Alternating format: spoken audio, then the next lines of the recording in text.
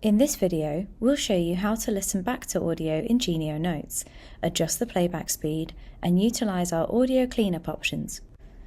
You can play back your recorded lecture audio in Genio Notes, pause, and navigate to make sure all the important points are covered in your notes. First, to play back from the start of your audio recording, just click the play button. Click the button again to pause the recording. Stay focused when reviewing your notes and skip to relevant points in your recording by playing audio from specific text notes, labels, or slides that you've added.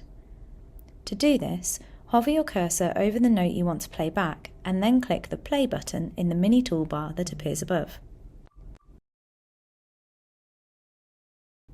Need to slow down your audio to check you heard something correctly?